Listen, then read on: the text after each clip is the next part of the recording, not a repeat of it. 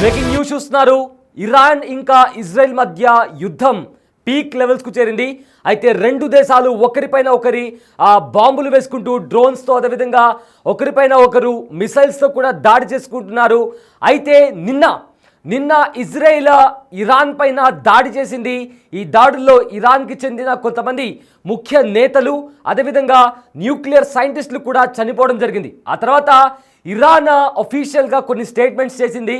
రక్తానికి రక్తంతోనే సమాధానం ఇస్తామంటూ కూడా ఇరాన్ చాలా సీరియస్ వార్నింగ్ ఇచ్చింది. అయితే వార్నింగ్ ఇచ్చినట్టుగానే ఇరాన్ కూడా ఇజ్రాయెల్ పైన భీకర దాడులు చేసింది. ఇజ్రాయెల్లో ఉన్న ఏవైతే వెపన్స్కి సంబంధించి వాళ్ళు ఎక్కడి నుంచి అయితే అటాక్ చేస్తున్నారో అదే ప్లేస్లోకి మిసైల్స్తో, డ్రోన్ బాంబులతో కూడా ఇరాన్ విరుచుకుపడింది. దీంతో ఇజ్రాయెల్ దద్దరిల్లింది. ఆ తర్వాత ఇజ్రాయెల్ కూడా చాలా స్ట్రాంగ్గా వార్నింగ్ ఇచ్చింది. ఇకపైన ఇరాన్లో ఉన్న అణు స్థావరాలే మా లక్ష్యం, కంప్లీట్గా ఇరాన్ను ధ్వంసం చేసేంత వరకు కూడా వదిలిపెట్టాం.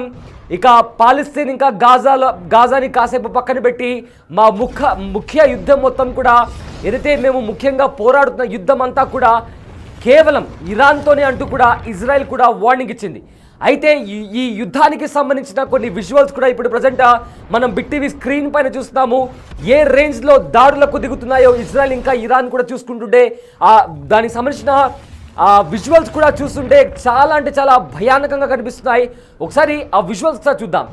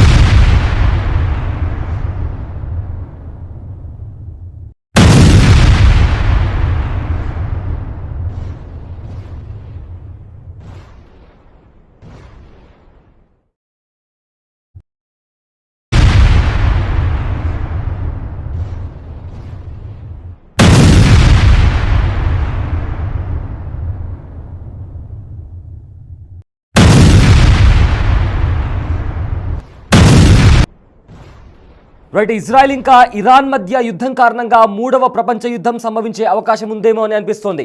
ఎందుకంటే ఇక్కడ బిగ్ టీవీ స్క్రీన్ పైన మీరు చూస్తున్న విజువల్స్, ఏవైతే బాంబుల శబ్దం వినిపించగానే సైరన్ మోగించారు. దీంతో పిల్లలు అదేవిధంగా స్థానికంగా ఉండే ప్రతి ఒక్కరు కూడా పరుగులు తీస్తున్నారు. ఎందుకంటే సైరన్ మోగగానే అది డేంజర్ బెల్స్కి సంకేతం. సో అక్కడ ఉండే పిల్లలు, స్థానికులు అంతా కూడా ఒక చోటికి చేరారు. ప్రతి ఒక్కరు కూడా అక్కడ భయంతో పరుగులు తీస్తున్నారు. ఎందుకంటే ఇరాన్ కూడా ఇజ్రాయెల్ చేసిన దాడుల తర్వాత ఇరాన్ కూడా భీకర దాడులు చేసింది. అంతేకాదు ఎవరైతే ఇజ్రాయెల్కి సపోర్ట్ ఇస్తారో వాళ్ళని కూడా వదిలిపెట్టమని కూడా ఇరాన్ సీరియస్గా వార్నింగ్ ఇచ్చింది. ఒకసారి బిగ్ టీవీ స్క్రీన్ పైన మీరు రెండు విజువల్స్ చూస్తున్నారు. ఒకటి ఏదైతే ఎయిర్ క్రాఫ్ట్ ఇజ్రాయెల్కి సంబంధించిన ఎయిర్ క్రాఫ్ట్ ఇరాన్ భూభాగంలోకి వెళ్ళిన తర్వాత, ఇరాన్ గగనతలంలోకి వెళ్ళిన తర్వాత మిజైల్స్తో ఆ ఎయిర్ క్రాఫ్ట్ని కూల్చేసింది ఇరాన్. అదేవిధంగా మరో ఫ్రేమ్లో పిల్లలు పరిగెడుతున్నారు, అక్కడ ఉండే జనాలు కూడా పరిగెడుతున్నారు. అయితే ఎప్పుడైతే ఇరాన్ దాడులకు దిగిందో ఆ తర్వాత అక్కడ సైరన్ మోగింది. దీంతో అక్కడ ఉండే స్థానికులు అదేవిధంగా ప్రజలు కూడా భయంతో పరుగులు పెడుతున్నారు. దీంతో అక్కడ ఎలాంటి వాతావరణం కనిపిస్తుందో మనకు చాలా స్పష్టంగా అర్థమవుతుంది. అయితే ఇజ్రాయెల్ ఇంకా ఇరాన్ మధ్య యుద్ధం కారణంగా 3వ ప్రపంచ యుద్ధం సంభవించే అవకాశం ఉందేమో అనిపిస్తోంది ఇలాంటి విజువల్స్ చూస్తుంటే. అయితే ఇరాన్పై ఇజ్రాయెల్ జరిపిన ప్రాణాంతక వైమానిక దాడిలో 78 మంది మరణించగా వందలాది మంది గాయపడ్డారని వెల్లడైంది. ఇదే సమయంలో ఇరాన్ కూడా ఇజ్రాయెల్పై ప్రతీకారం తీర్చుకుంది. ఇజ్రాయెల్ సైనిక స్థావరాలు, పౌరులపై దాడి చేసింది ఇరాన్. ఇంతలో ఇరాన్ ప్రపంచ దేశాలకు పెద్ద హెచ్చరిక చేసింది.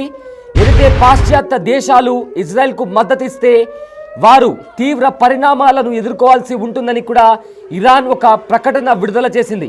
ఇరాన్ వైమానిక దాడిని ఆపడంలో పాశ్చాత్య దేశాలు ఇజ్రాయెల్కు సహాయం చేస్తే అమెరికా, బ్రిటన్, ఫ్రాన్స్ సైనిక స్థావరాలు, వారి యుద్ధ నౌకలను లక్ష్యంగా చేసుకుంటామని కూడా ఇరాన్ తెలిపింది. ఇదిలా ఉంటే ఇరాన్ ప్రజలు ఏదైతే ఇబ్బందులు ఎదుర్కొంటున్నారో వాళ్ళ గురించి మాట్లాడుతూ కూడా ఇజ్రాయెల్ ప్రధాని నేతన్యాహు కూడా ఒక విజ్ఞప్తి చేశారు. ఇరాన్ ప్రజలు అక్కడి డిక్టేటర్షిప్ని వ్యతిరేకంగా నిలబడాలని కూడా నేతన్యాహు పిలుపునిచ్చారు. అయితే ఇజ్రాయెల్ పోరాటం మీకు వ్యతిరేకం కాదు, ఇరాన్లో ఉన్న డిక్టేటర్షిప్కి వ్యతిరేకంగా అని కూడా అన్నారు. అయితే ఇజ్రాయెల్ సైనిక చర్య ఇరాన్ ప్రజలకు స్వేచ్ఛకు మార్గం సుగమం చేస్తుందని కూడా ఆయన అన్నారు. ఇక ఇజ్రాయెల్ దాడుల తర్వాత ఇరాన్ సుప్రీం నాయకుడు అలీ ఖొమైనీ ఆగ్రహం వ్యక్తం చేశారు. ఇజ్రాయెల్ యుద్ధాన్ని ప్రారంభించిందని, ఇప్పుడు ఈ యుద్ధం నుండి బయటపడలేమని ఆయన అన్నారు. ఈ నేరం నుండి ఇజ్రాయెల్ తప్పించుకోలేదని, అది తనకు తానుగా బాధాకరమైన విధిని ఎంచుకుందని కూడా ఆయన అన్నారు. అయితే ఇజ్రాయెల్ కోసం నరకం తలుపులు తెరుచుకుంటాయని కూడా, మనం ఇజ్రాయెల్ను నాశనం చేస్తామని కూడా ఆయన అన్నారు. అయితే ఇజ్రాయెల్పై ఇరాన్ తీసుకున్న ప్రతీకార చర్యకు ఆపరేషన్ ట్రూ ప్రామిస్ 3 అని పేరు పెట్టారు. అదే సమయంలో ఇజ్రాయెల్ నిర్వహించిన వైమానిక దాడికి ఆపరేషన్ రైజింగ్ లయన్ అని పేరు పెట్టారు. దాడులు చేయడమే తప్ప దెబ్బ తినడం తెలియని ఇజ్రాయెల్కు ఈసారి చేదు అనుభవం ఎదురైంది. ఇజ్రాయెల్ ఆయుధాలు పేరు చెబితే మొదట గుర్తుకొచ్చేది ఐరన్ డోమ్. నిప్పుల వర్షంలా ప్రత్యర్థుల రాకెట్లు, డ్రోన్లు, మిసైళ్లు ప్రయోగిస్తున్న ఉక్కు కవచంలా ఆ దాడులను అడ్డుకుంటుంది. అయితే ఇరాన్ ప్రయోగించిన బాలిస్టిక్ మిసైళ్లు ఐరన్ డోమ్ వాటిని సమర్థవంతంగా అడ్డుకోలేకపోయింది. అయితే ఇరాన్ ప్రయోగించిన బాలిస్టిక్ మిసైళ్లు అదేవిధంగా ఇజ్రాయెల్ రాజధాని టెల్ అవివ్తో పాటు పలు ప్రాంతాల్లో నిప్పుల వర్షం కురిపించాయి. ఐరన్ డోమ్ను లోకల్గా ఏవైతే అక్కడ ఉన్నాయో అక్కడ ఉండే కొన్ని ఆర్మీకి సంబంధించిన సోల్జర్స్ కూడా వాటిని ఆపరేట్ చేస్తుంటారు. అయితే దీనికి సంబంధించి కూడా కొన్ని ఏవైనా మినిమల్ మిసైల్స్ ఉంటాయో వాటిని అడ్డుకుంటుంది. ఇందులో రాడార్, కంట్రోల్ సెంటర్, మిసైల్ బ్యాటరీలు ఉంటాయి. ఎప్పుడైనా ఏదైనా ఒక పెద్ద వెపన్ లాంటిది, ఏదైనా ఒక చిన్న స్మాల్ సైజ్ వెపన్ లాంటిది దూసుకొచ్చినప్పుడు కూడా ఆ రాడార్ పసిగడుతుంది. అది ఎక్కడ నేలను తాకుతుందో అంచనా వేస్తుంది. దాంతోపాటు అక్కడ ఎటువంటి నిర్మాణాలు లేకపోతే వదిలేస్తుంది. అదే జనవాసాలు అయితే మాత్రం రాకెట్ను ప్రయోగించి దానిని ధ్వంసం చేస్తుంది. ఈ వ్యవస్థ తయారీలో ఇజ్రాయెల్కు చెందిన ఎల్టా, అదేవిధంగా కొన్ని సైంటిఫిక్ సిస్టమ్లతో పాటు రఫైల్ సంస్థలు కూడా ఇందులో పనిచేశాయి. అయితే 2006లో హెజ్బొల్లా ఇజ్రాయెల్ మధ్య ఘర్షణ చోటు చేసుకుంది. అప్పుడు వేల రాకెట్లను ఆ సంస్థ టెల్ అవీపై ప్రయోగించింది. దీంతో భారీగా ప్రాణ నష్టం చోటు చేసుకుంది. దీంతో ఇజ్రాయెల్ ఐరన్ డోమ్ తయారీకి నిర్ణయించింది. దీనికి అమెరికా పూర్తిగా సహాయం చేసింది. 2008 నాటికి తమీర్ మిసైల్స్ను పరీక్షించింది. 2009లో ప్రాథమిక ప్రయోగాలు పూర్తి చేసింది. 2011 నాటికి అందుబాటులోకి తెచ్చింది. అయితే ఐరన్ డోమ్ సక్సెస్ రేట్ 90% పైగానే ఉంది. ఎయిర్ డిఫెన్స్ వ్యవస్థలో ఇది ఒక అద్భుతం అని చెప్తుంటారు. అయితే 2023 అక్టోబర్ 7 నాటికి హమాస్ దాడులను, తాజాగా ఇరాన్ చేసిన మిసైల్ దాడులను అడ్డుకోవడంలో ఈ ఐరన్ డోమ్ వ్యవస్థ తట్టుకోలేకపోయిందని కూడా ఇప్పటికే నిపుణులు చెబుతున్నారు.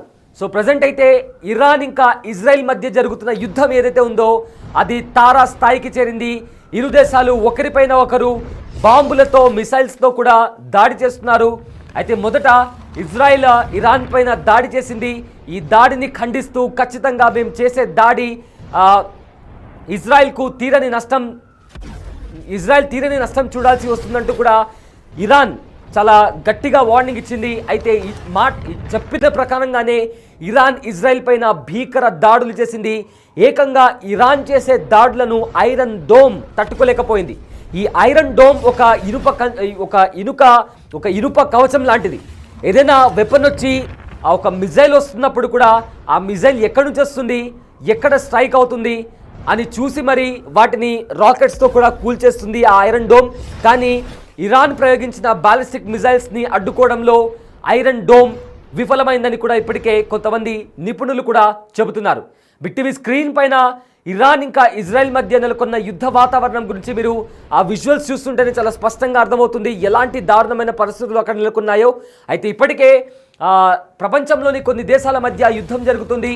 ఒకవైపేమో రష్యా ఇంకా ఉక్రెయిన్ కూడా పరస్పరంగా దాడులు చేసుకుంటున్నాయి. రీసెంట్గా ఏవైతే గత మూడేళ్లుగా రష్యా ఇంకా ఉక్రెయిన్ మధ్య జరుగుతున్న యుద్ధంలో ఎన్నడూ లేని విధంగా ఉక్రెయిన్ రష్యా పైన దాడి చేస్తే రష్యా కూడా అదే విధంగా ఉక్రెయిన్ పైన దాడి చేసింది. ఇప్పుడు మరోవైపేమో ఇజ్రాయెల్ ఇంకా ఇరాన్ మధ్య కూడా భీకర యుద్ధం నడుస్తోంది. బిగ్ టీవీ స్క్రీన్ పైన కూడా దానికి సంబంధించిన విజువల్ చూస్తున్నారు. అయితే ఇప్పటికే ఇజ్రాయెల్ చేసిన దాడుల్లో ఇరాన్కి సంబంధించిన కొంతమంది ముఖ్య నేతలు, అదేవిధంగా న్యూక్లియర్ సైంటిస్టులు కూడా చనిపోయారు. ఆ తర్వాత ఇజ్రాయెల్ పైన ఇరాన్ ఖచ్చితంగా దాడి చేస్తాము, అదేవిధంగా రక్తంతోనే సమాధానం ఇస్తామంటూ కూడా ఇరాన్ వార్నింగ్ ఇచ్చి ఇజ్రాయెల్ పైన దాడికి దిగింది. అదేవిధంగా ఎవరైనా ఇజ్రాయెల్కి సహాయం చేసినా లేదా డిఫెండ్ చేసుకోవాలని చూసినా కూడా వాళ్ళపైన కూడా దాడి చేస్తామంటూ కూడా ఇరాన్ సీరియస్గా వార్నింగ్ ఇచ్చింది. సో దీంతో మూడవ ప్రపంచ యుద్ధం వస్తుందా అనే అనుమానం ప్రజెంట్ ఇప్పుడు ఎక్స్పర్ట్స్ కూడా అదే చెబుతున్నారు.